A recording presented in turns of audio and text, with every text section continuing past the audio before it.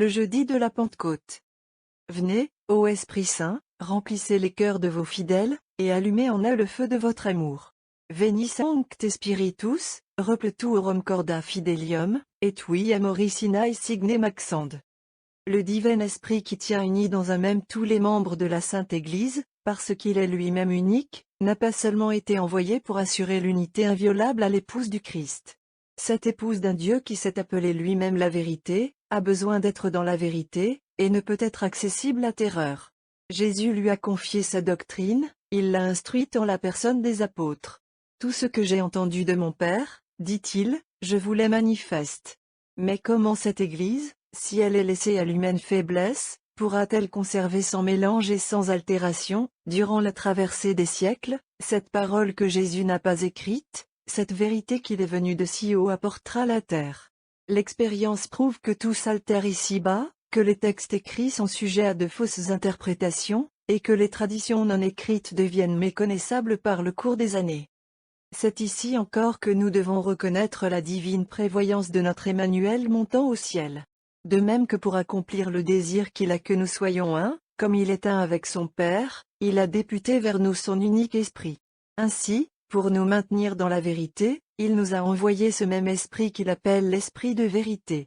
Quand il sera venu, dit-il, cet Esprit de vérité, il vous enseignera toute vérité. Et quelle est la vérité qu'enseignera cet Esprit? Il enseignera toutes choses, et il vous suggérera tout ce que je vous aurai dit. Rien donc ne se perdra de ce que le Verbe divin a dit aux hommes. La beauté de son épouse aura pour fondement la vérité. Car la beauté est la splendeur du vrai. Sa fidélité à l'époux sera parfaite. Car s'il est la vérité est assurée en elle pour jamais. Jésus le déclare ainsi, le nouveau consolateur que le Père vous enverra demeurera avec vous pour toujours, et il sera en vous. C'est donc par l'Esprit Saint que l'Église possédera en propre la vérité, et cette possession ne lui sera jamais enlevée. Car cet Esprit envoyé par le Père et par le Fils s'attachera à l'Église et ne la quittera plus. C'est ici le moment de se rappeler la magnifique théorie de saint Augustin. Selon sa doctrine qui n'est que l'explication des passages du Saint Évangile que nous venons de lire, l'Esprit Saint est le principe de la vie dans l'Église. Étant donc l'Esprit de vérité, il conserve la vérité en elle, il la dirige dans la vérité, en sorte qu'elle ne peut exprimer que la vérité dans son enseignement et dans sa conduite. Il assume la responsabilité de ses paroles, comme notre esprit répond de ce que profère notre langue. Et c'est pour cela que la Sainte Église est tellement identifiée avec la vérité par son union avec l'Esprit divin, que l'apôtre ne fait pas difficulté de nous dire qu'elle en est la colonne et l'appui. Que l'on ne s'étonne donc pas si le chrétien se repose sur l'Église dans sa croyance. Ne sait-il pas que cette Église n'est jamais seule, qu'elle est toujours avec l'Esprit divin qui vit en elle, que sa parole n'est pas sa parole à elle, mais la parole de l'Esprit qui n'est autre que la parole de Jésus? Or cette parole de Jésus, l'Esprit la conserve pour l'Église dans un double dépôt. Il veille sur elle dans les saints évangiles qu'il a inspirés à leurs auteurs. Par ses soins, ces livres sacrés sont défendus contre toute altération, et ils traversent les siècles sans que la main de l'homme leur ait fait subir de changement. Il en est de même des autres livres du Nouveau Testament composés sous le souffle du même Esprit. Ceux dont se compose l'Ancien Testament sont également le produit de l'inspiration du divin Esprit. S'ils ne rapportent pas les discours de Jésus durant sa vie mortelle, ils parlent de lui, ils l'annoncent, en même temps qu'ils contiennent la première initiation aux choses divines. Cet ensemble des livres sacrés est rempli des mystères dont l'Esprit a la clé pour la communiquer à l'Église. L'autre source de la parole de Jésus est la tradition. Tout ne devait pas être écrit, et l'Église existait déjà que les évangiles n'étaient pas encore rédigés. Cette tradition, élément divin comme l'Écriture elle-même, comment aurait-elle survécu sans altération, si l'Esprit de vérité ne veillait à sa garde? Il la maintient donc dans la mémoire de l'Église, il la préserve de tout changement, c'est sa mission, et par la fidélité qu'il met à remplir cette mission, l'épouse demeure en possession de tous les secrets de l'époux. Mais il ne suffit pas que l'Église possède la vérité écrite et traditionnelle, comme un dépôt scellé. Il faut encore qu'elle en ait le discernement, afin de pouvoir l'interpréter à ceux auxquels elle doit rendre les enseignements de Jésus. La vérité n'est pas descendue du ciel pour n'être pas communiquée aux hommes. Car elle est leur lumière, et sans elle ils languiraient dans les ténèbres, sans savoir d'où ils viennent et où ils vont. L'Esprit de vérité ne se bornera donc pas à conserver la parole de Jésus dans l'Église comme un trésor caché, il en dirigera l'épanchement sur les hommes, afin qu'ils y puisent la vie de leurs âmes. L'Église sera donc infaillible dans son enseignement. Car elle ne pourrait se tromper ni tromper les hommes, puisque l'Esprit de vérité la conduit en tout et parle par son organe. Il est son âme, et nous avons reconnu, avec saint Augustin, que lorsque la langue s'exprime, c'est l'âme que l'on entend. La voilà, cette infaillibilité de notre mère la Sainte Église, résultat direct et immédiat de l'incorporation de l'Esprit de vérité en elle. C'est la promesse du Fils de Dieu, c'est l'effet nécessaire de la présence du Saint-Esprit. Quiconque ne reconnaît pas l'Église pour infaillible doit, s'il est conséquent avec lui-même, admettre que le Fils de Dieu a été impuissant à remplir sa promesse, et que l'Esprit de vérité n'est qu'un esprit d'erreur.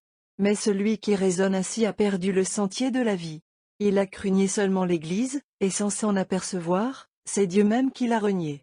Tel est le crime et le malheur de l'hérésie.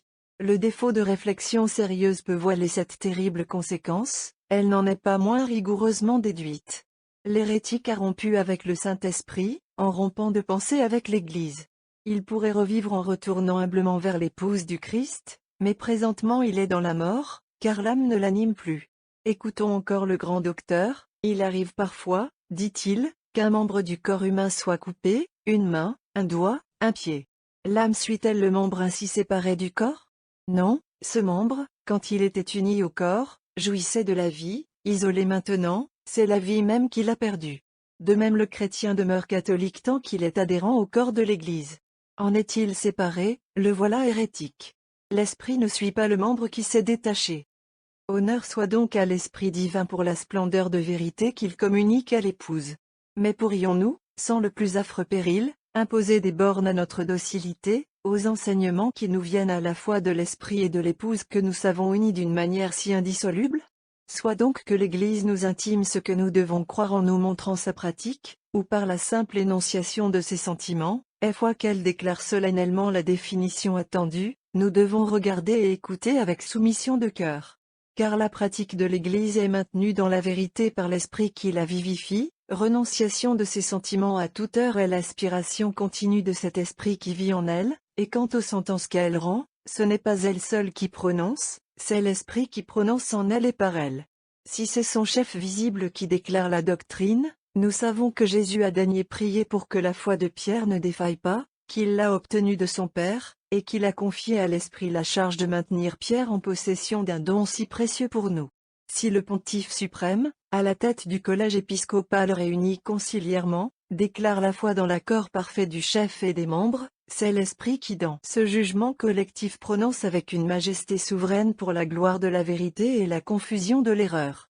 C'est l'Esprit qui a abattu toutes les hérésies sous les pieds de l'épouse victorieuse. C'est l'Esprit qui a suscité dans son sein, à tous les siècles, les docteurs qui ont terrassé l'erreur aussitôt qu'elle s'est montrée. Elle a donc en partage le don de la faillibilité, notre Église bien-aimée. Elle est donc vraie en tout et toujours, l'épouse de Jésus. Et elle doit cet heureux sort à celui qui procède éternellement du Père et du Fils. Mais il est encore une gloire dont elle lui est redevable. L'épouse du Dieu saint doit être sainte. Elle l'est. Et c'est de l'esprit de sainteté qu'elle reçoit la sainteté. La vérité et la sainteté sont unies en Dieu d'une manière indissoluble.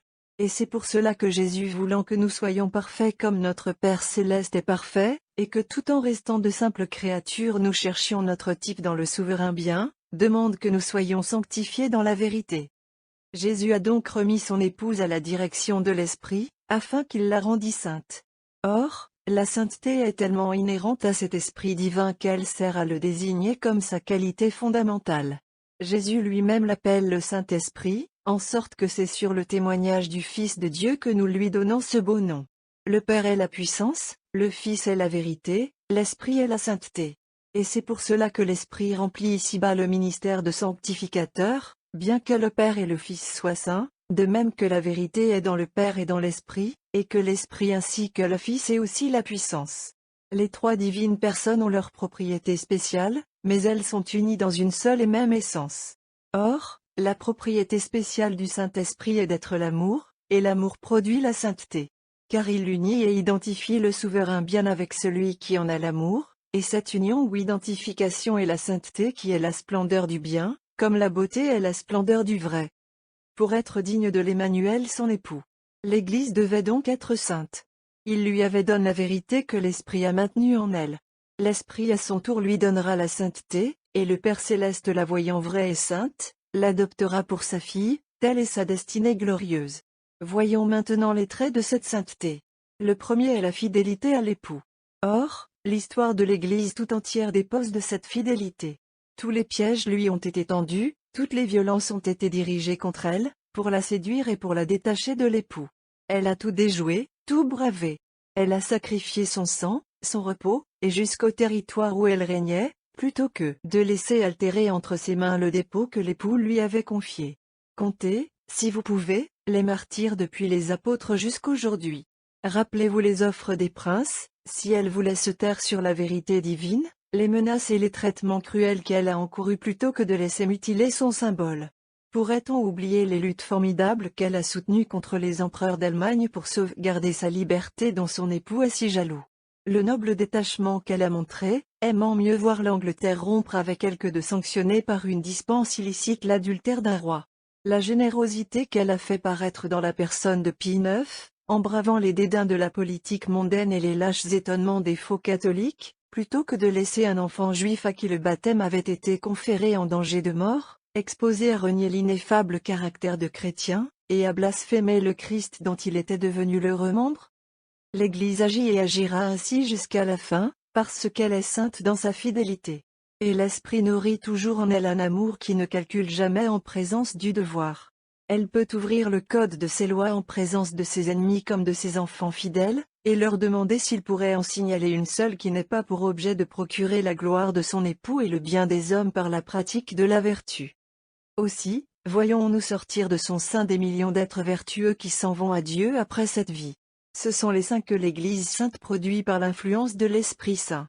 Dans toutes ces myriades d'élus, il n'en est pas un que l'Église ne revendique comme le fruit de son sein maternel. Cela même qu'une permission divine a laissé naître dans les sociétés séparées, s'ils ont vécu dans la disposition d'embrasser la vraie Église quand elle leur serait manifestée, et s'ils ont pratiqué toutes les vertus dans une entière fidélité à la grâce qui est le fruit de l'universelle rédemption, cette Église sainte les réclame pour ses fils. Chez elle fleurissent tous les dévouements, tous les héroïsmes. Des vertus inconnues au monde avant qu'elle fût fondée, sont journalières dans son sein. En elle il est des saintetés éclatantes qu'elle couronne des honneurs de la canonisation, il est des vertus humbles et cachées qui ne rayonneront qu'au jour de l'éternité. Les préceptes de Jésus sont observés par ses disciples, et il règne en eux comme un maître chéri. Mais ce maître a donné aussi des conseils qui ne sont pas à la portée de tous, et c'est la source d'un nouvel épanouissement de la sainteté intarissable de l'épouse.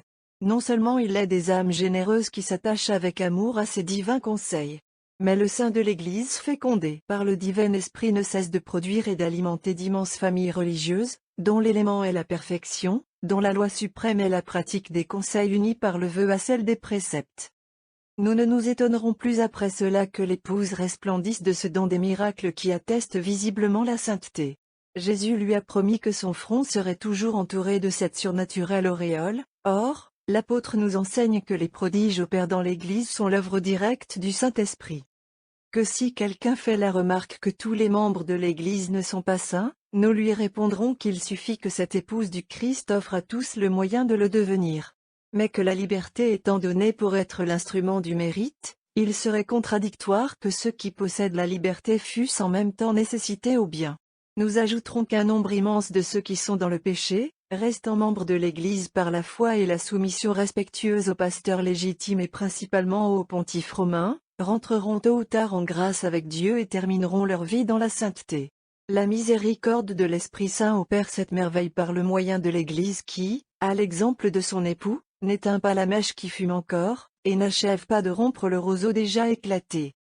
Celle qui a reçu, pour le communiquer à ses membres, le divin septénaire des sacrements dont nous avons exposé la richesse dans le cours d'une des semaines précédentes, comment ne serait-elle pas sainte? Est-il rien de plus saint que cet auguste ensemble de rites qui donnent les uns la vie aux pécheurs, les autres l'accroissement de la grâce aux justes? Ces sacrements établis par Jésus lui-même et qui sont l'héritage de la Sainte Église, ont tous leur relation avec l'Esprit Saint. Dans le baptême, la confirmation et l'ordre, c'est lui-même qui agit directement. Dans le sacrifice eucharistique, c'est par son action que l'homme-dieu vit et est immolé sur notre autel. Il fait renaître la grâce baptismale dans la pénitence. Il est l'esprit de force qui conforte le mourant dans l'onction suprême, le lien sacré qui unit indissolublement les époux dans le mariage. En montant aux cieux, notre Emmanuel nous laissait comme gage de son amour ce septénaire sacramentel. Mais le trésor demeura scellé jusqu'à ce que l'Esprit divin fût descendu. Il devait lui-même mettre l'épouse en possession d'un dépôt si précieux, l'ayant préparé, en la sanctifiant, à le recevoir dans ses royales mains et à l'administrer fidèlement à ses heureux membres. L'Église enfin est sainte au moyen de la prière qui en elle est incessante. Celui qui est l'esprit de grâce et de prière produit continuellement dans les fidèles de l'Église, les actes divers qui forment le sublime concert de la prière, adoration, action de grâce, demande, élan du repentir, effusion de l'amour. Il y joint chez plusieurs les dons de la contemplation, par lesquels la créature est tantôt ravie jusqu'en Dieu, tantôt voit descendre Dieu jusqu'à elle avec des faveurs qui tiennent de la vie à venir plus que de celle-ci. Qui pourrait compter les respirations de la Sainte Église, je veux dire ses épanchements vers l'époux, dans les millions de prières qui montent à chaque minute de la terre au ciel, et semblent les unir l'un à l'autre dans le plus étroit embrassement. Comment ne serait-elle pas sainte, celle qui a ainsi, selon la forte expression de l'apôtre, sa conversation dans le ciel? Mais si la prière des membres est si merveilleuse dans sa multiplication et son ardeur, combien plus encore est imposante et plus belle la prière générale de l'Église elle-même dans la Sainte Liturgie, où l'Esprit Saint agit avec plénitude, inspirant l'épouse, et lui suggérant ces touchants et nobles accents que nous avons cherché à traduire dans la succession de cet ouvrage. Que ceux qui nous ont suivis jusqu'ici disent si la prière liturgique n'est pas la première de toutes, si elle n'est pas désormais la lumière et la vie de leur prière personnelle. Qu'ils applaudissent donc à la sainteté de l'épouse qui leur donne de sa plénitude, et qu'ils glorifient l'esprit de grâce et de prière de ce qu'il daigne faire pour elle et pour eux. Ô Église, vous êtes sanctifiés dans la vérité. Et par vous nous sommes initiés à toute la doctrine de Jésus votre époux. Par vous nous sommes établis dans la voie de cette sainteté qui est votre élément. Que pouvons-nous désirer? Avant ainsi le vrai et le bien? Or devons c'est en vain que nous les chercherions, et notre bonheur consiste en ce que nous n'avons rien à chercher. Car votre cœur de mère ne désire que de répandre sur nous tout ce qu'il a reçu de dons et de lumière. Soyez bénis en cette solennité de la Pentecôte où vous avez tant reçu pour nous. Nous sommes éblouis de l'éclat des prérogatives que la munificence de votre époux vous a préparées, et dont l'Esprit Saint vous comble de sa part. Et maintenant que nous vous connaissons mieux encore, nous promettons de vous être plus fidèles que jamais. La station du jeudi de la Pentecôte est dans la basilique de Saint-Laurent hors les murs. Ce vénérable sanctuaire où repose la dépouille du vaillant archidiacre de l'Église romaine, est un des plus nobles trophées de la victoire de l'Esprit divin sur le prince du monde, et l'assemblée annuelle des fidèles dans un tel lieu depuis tant de siècles atteste combien fut complète la victoire qui donna au Christ homme et sa puissance. L'Église arménienne se retrouve aujourd'hui pour nous fournir la matière des louanges que nous offrirons à l'Esprit Saint, dans ces belles strophes qui respirent un si odorant parfum d'antiquité. Canon quintet diei. Aujourd'hui le cœur des apôtres tressaille de bonheur à l'arrivée de l'Esprit de Dieu qui vient les consoler en place du Verbe incarné, et habiter avec eux. Rendons-lui gloire, et que nos voix célèbrent sa sainteté. Aujourd'hui nos vies va jaillir dans Jérusalem. Les fleuves de Dieu en ont été remplis, et dans leurs cours ils ont enivré la terre, comme les 4 sources qui arrosaient Éden. Rendons-lui gloire, et que nos voix célèbrent sa sainteté. Aujourd'hui la rosée spirituelle est descendue des nuées, les jeunes plants de l'Église en ont été réjouis, ces sillons ont été fertilisés par la justice, ces déserts sont devenus gracieux par l'éclat de la virginité. Rendons-lui gloire, et que nos voix célèbrent sa sainteté.